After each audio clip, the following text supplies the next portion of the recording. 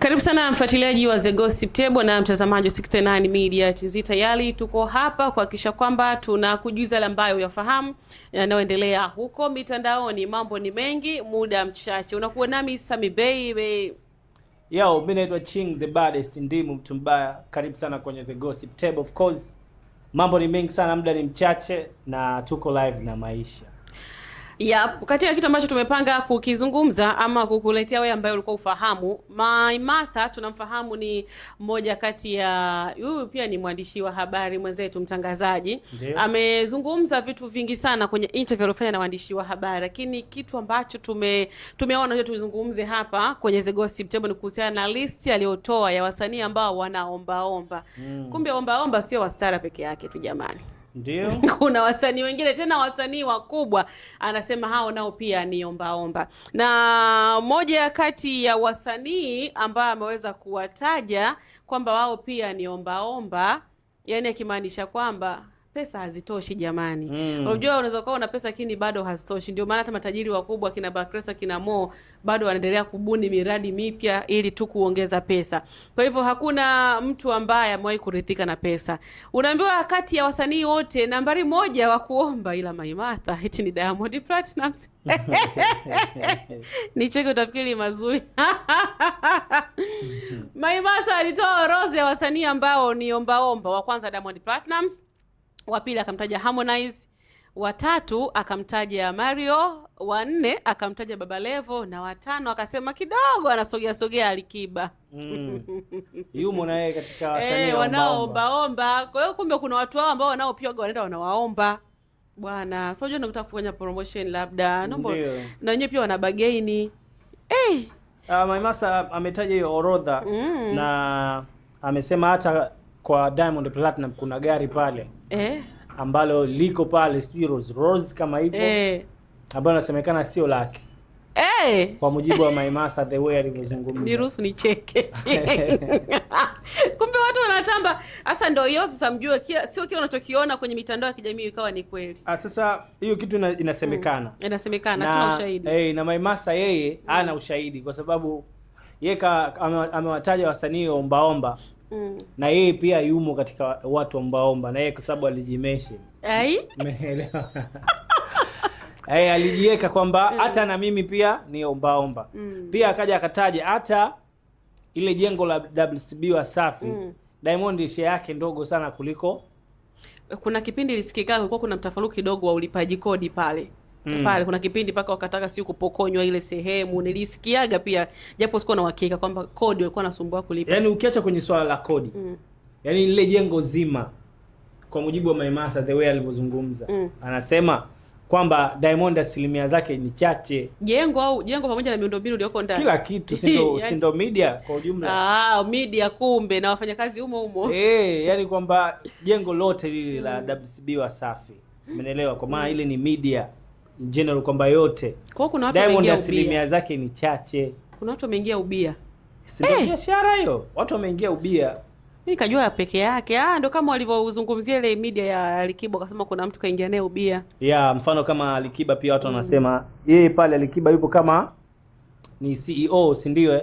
Lakini wale wakurugenzi wenyewe wamejificha wako chini ya kapeti hata kuonekana. Ndio. Umeelewa? Kwa maana Diamond anaonekana na Alikiba anaonekana na jina kubwa, anaweza akateka watu wakawa wanasikiliza radio, wakawa wanafanya vitu fulani. Na nadhani matajiri wengi sana huwa wanakuwa wanajificha. Hawapendi kujionyesha. Kwa hiyo kumbe wasanii wetu wanatumika. Lakini kwa faida. Sawa, lakini mtumiko ni mtumiko tu. Kwa faida. Unaweza kutumika lakini usipate faida sana. Kutumika ni kutumika tu chini. Kwa sababu mfano mdogo. Wewe unatumika sehemu afu upate kitu. Sasa hiyo ni kutumika kwa kuchakazwa.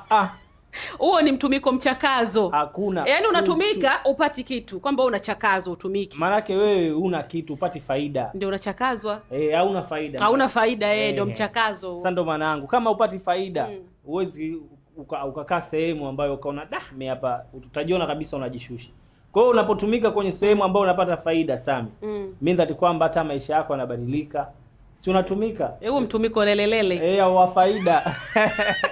Sasa ndio ujue kuna aina mbili za mtumiko mchakazo, mtumiko lelelele.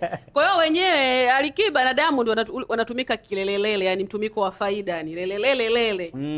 Mambo ya kilelelele hayo. Alizungumzia issue ya Mario pia. Akasema Mario pia kuhusiana na yeye pia ombaomba, kwa sababu show zake zote huwa Majizo huwa ndo anazisimamia. Okay. Mimi naamini kwa the way alivyozungumza Maimasa ametaka kuzungumza kusaidiwa. Yaani kuna baadhi ya vitu lazima upate msaada kwa watu. Mfano labda una sherehe yako. Huwezi kusimama sherehe ukapanga ratiba zote za sherehe peke yako. Lazima kuwa kuna kamati. Kamati ipo, watu wapo ambao watatoa msaada. Yes. Watatoa msaada kwa jambo lako. Ndiyo. Na kwenye jambo lolote liwe dogo liwe kubwa, lazima utahitaji msaada. Kwa hiyo kwa namna yote akamtaja Diamond ni mtu wa kwanza kuwa naombaomba watu, yani anakuwa yeye anaombaomba. Lakini mimi nilivyoiweka Diamond sio kusema eti ukakaa naye akawa anaomba vitu ambavyo havina faida. Umeelewa? Ukiona anaenda kuomba sehemu, unajua kwamba labda anataka kufanya kitu cha maendeleo. Maybe labda Wasafi hapo tumeona siku kadhaa ilikuwa Wasafi inasemewa watu wanasema kwa ubaya, sijui wafanyakazi hawajalipwa, sijui vitu vingi, lakini baadaye tumekuja kuona studio ya Wasafi. Kwa hiyo hata mtu ambaye ameombwa, umeelewa vizuri, kaombwa kwa faida, maana yake in general kwenye ile studio kasaidia na nini, umeelewa? Muombaji na muombaji wote, hata wakina Baba Levo naisi kawataja. Baba Levo kasema kabisa kuna wasanii, kuna wakati Baba Levo alishafanya interview akasema kuna wasanii wakimfuata Diamond the way lifestyle yake na maisha yake, hata video, kushoot video, maisha yake ya kawaida, kwa sababu anatumia gharama nyingi, maybe labda kutoka hapa kwenda Kenya au kwenda East Africa anatumia jet kwenye show zake. Kwa kuna wasanii wengine wanataka kutumia kufuata zile nyayo za Diamond, kutumia zile gharama. Wakati wanatumia hizo gharama, wakati Diamond mwenyewe alishasema kwamba ili afanye show aende na jet, na wale ambao wanaandaa show ndio ambao wanatakiwa wakodi hiyo jet. Umeelewa vizuri? Private. Yes. Kwa hiyo iko hivyo. Kwa Baba Levo inasemekana naye alikuwa ombaomba. For this time around ni mbunge. Wewe kujenga ile gorofa mchezo. Sasa hivi huwezi kumtaja eti Baba Levo kuombaomba. Ndio huko alivyomaanisha nani Maimasa. Mimi katika wote najuiza Harmonize kaomba nini? Anaomba vitu vingi. Kaomba nini Harmonize, labda mpaka kuonekana na yeye ni ombaomba kwenye mziki wake jamani? Vitu vya kuomba kama Harmonize vipo. Harmonize unahisi anaweza kuwa anaombaomba kwenye nini? Yo. Chinga vile. Harmonize anaomba sehemu nyingi sana, sababu binadamu hujakamilika. Kama Diamond Platinum anaomba, Harmonize asiombe nani? Sasa tumeshajua kilichofanya Diamond awe ombaomba nini. Kilichofanya Harmonize ingia kwenye orodha ya ombaomba ni nini? Hilo swali tulimuulize Maimasa. Kwa sababu wengine tumeona wanaombaomba nini. Kuna wengine ambao wameingia ubia, wana share chache. Kuna wengine ambao wakitaka kufanya show zao, stage nini, hawezi ku-manage zile gharama, wanaomba. Ndiyo. Kuna wengine kama huyo naye mpaka sasa hivi amekuwa mbunge, na labda naye aliombaomba mpaka kujenga ile gorofa si mchezo. Sio hilo vizuri. Mbona kwenye orodha Mwijaku hajaingia? Mwijaku Mwijaku CDC. Yule si ombaomba kali yule. Maana yule naye ila akiwa na shida na hela yule anajua kuvaa uchawa. Mwijaku ana watu wengi. Uzuri zaidi kwamba Mwijaku kwenye swala la kuombaomba yeye so shida zake. Kwa hiyo ana uwezo wa kuomba hata mtoto mdogo anaweza unaona hata kuna baadhi ya clip video wale watoto wa Kiarabu anaongea 2-3 yeye anaomba nipe 20 nipe 30. Kwa maana yule hata mke wake anamuomba. Ni kawaida kwa Mwijaku kumwambia kwamba Mwijaku wewe ni ombaomba. Naona hilo jambo yeye hawezi kushtuka. Sema neno ombaomba watu wanalitafsiri tofauti. Ombaomba hivi mtu akwambia wewe Chinga unaomba ombaomba sana. Tumeshazoea kusema kwamba ombaomba ni wale watu ambao ni jobless wako mitaani. Unajua iko hivi, tuweke tu sawa. Unaposema ombaomba kwa mantiki yako wewe uliweka ni sawa kwa wale watu wa chini. Umeelewa?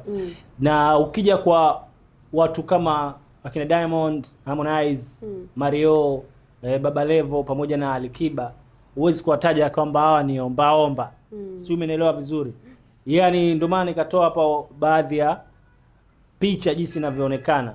Diamond ataomba sawa, lakini kitu ambacho atakuja kukuomba yeye, ataomba mshare kitu ambacho yeye kitamletea faida na wewe kitakuletea faida. Umeelewa? Kwa hiyo Maimasa kakosea kuwataja wale kama omba. Watu wanaitafsiri tofauti. Yaani pale ndio yeye kakosea kwa sababu anashusha brandi za watu.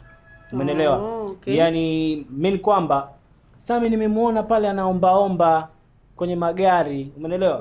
Mean that ni mtu wa chini kabisa anaomba. Na tunafahamu hivyo. Which is sio jambo baya kuomba kwa sababu kuna kuomba na kuiba. Sasa bora uombe kuliko kuiba. Umeelewa? Ndio. Lakini sasa kwa watu wakubwa kama wale kuwapa majina ya omba. Umeelewa? Ya mtu kama Diamond tumeona anatoa misaada, mtu kama Harmonize anatoa misaada. Kwa maana ukiweka nini maana ya omba, itakuja omba ni watu ambao wa chini huwa hawajajipatia kipato, wanaomba ili kuweza kukimu maisha yao, si ndio? Ndio. Mimi kwamba ndio iko hivyo, lakini ukija kwa kina Diamond na kina Alikiba na hao wasanii, mimi hata kama atakuwa wapo kwenye hiyo scenario ya kuomba, ila sio kuomba. Wanaomba inapobidi kuomba, si ndio? Kwa hiyo mantiki ni kwamba inapobidi waombe wanaomba. Ila sio omba. Hivyo yani. Sio. Mimi ni bwana ni wajuzi kuhusiana na biashara of course kwamba Eternal International ipo kwa ajili ya kukupa wewe faida. So karibu kujiunga kwenye Eternal International, wanapatikana hapa Kigugu, Dar es Salaam na wapo kwa ajili yako. Pia wanafanya vipimo full body check up kwa shilingi 30,000 tu za Kitanzania. So wewe kama unasumbuliwa, una matatizo haya ambayo mimi nataja, basi karibu sana, na pia tutakutajia namba ya simu ili uweze kupiga namba lakini kuchukua hatua faster ili kuweza kupata vipimo vya bei rahisi kwa shilingi 30,000. So vipimo vya mwili mzima full body check up wanafanya kwa shilingi 30,000 kubaini vyanzo vya tatizo lako mbali pamoja na ushauri wa kiafya zaidi unapewa. So kumbuka maradhi ambayo sugu wanayotibiwa hapa ni kisukari, pressure, pumu, figo, ini, moyo, vidonda vya tumbo, kupooza kwa tezi dume, bawasili, matatizo ya uzazi, kike kwa kiume, maumivu ya mgongo, umeelewa vizuri? Miguu, pressure, macho, uvimbe wa aina zote pamoja na pingili na mimi nikisema pingili unanifahamu pingili za uti wa mgongo. Yes. Na matatizo matatizo ya shida siku hizi chini hiyo. Watu wanafanywa, si ndio? Amefanywa operation Dubai India. Sasa kwa nini uende India? Na Eternal wako hapa Kigogo. Na matatizo ya akili ya kwa watoto, yani ule ukuaji, inawezekana kuna watoto wengine huwa wanakuwa lakini akili zao zinakuwa ni finyu, yani akili zao bado wengine wanakuwa neno utindiwa wa ubongo. Yes, si unanielewa? Kwa hiyo kampuni ya Eternal International imesema wapo kwa ajili ya kukupa wewe haya matibabu yote, lakini pia kwanza utafanya vipimo vya full body check up kwa shilingi 30,000. Okay. Sawa. Na hapo sasa unaacha ule uomba. Lakini kitu kingine kama kijana, kama mtu ambaye unahitaji kuchangamkia fursa, si ndio Ching? Acha kuomba, karibu sana upate fursa pia kujifunza biashara na kufanya biashara. Utaitumia pia kwa muda wako wa ziada kuweza kufanya biashara hii. Hata kama umeajiliwa, basi kuna ule muda wako wa ziada ambao haukufungi, unaweza kufanya biashara kama hii. Karibu sana hapa Kigogo, jengo Richard Kona. Ukifika hapa ghorofa ya pili, ama wapigie kwa nambari za simu ambazo unaziona kwenye screen yako hapo, uweze kuwapata kwa uzuri zaidi. Namba za simu pia nilikuwa nakutajia ni 0711 74 14 00, 0711 74 74 14 00. Watafute kwa namba hizo kama unataka kuanza biashara, basi fureshi kabisa. Kama unahitaji kufanya vipimo 30,000 tu full body check up, na kipimo kitaonyesha chanzo la tatizo lako. Safi kabisa. Tulikuwa tunamzungumzia Maimasa of course. Kwa kile ambacho amekizungumza. Na mimi kauli ya Maimasa nimeikataa kwa sababu amewashusha brand ya wasanii wakubwa. Yaani ile top 5 ambayo yeye kaitaja bora angewataja kina Baraka da Prince huko. Jamani, Baraka kafanya nini? Si ndio wasanii wa chini. Baraka sio msanii wa chini chini. Sio wa chini. Au kwa sababu anatokea Mwanza. Amna, hivyo mfano ukisema umseme Baraka msanii wa chini. Hao kina Pipi Jojo wanakuja kwa sasa hivi utasemaje? Baraka ana jina lake ujue. Ni vile tu hapa katikati hapa. Katikati kumefanyaje? Kwamba alitulia kidogo hatukuona, lakini Baraka ni msanii mkubwa jamani. Katikati yake ni muda mrefu unajua. Alikuwa anajipanga. Kujipanga muda mrefu sana. Ila mtoe Baraka kwenye lisiti ya wasanii wa Bongo. Uko chini. Okay.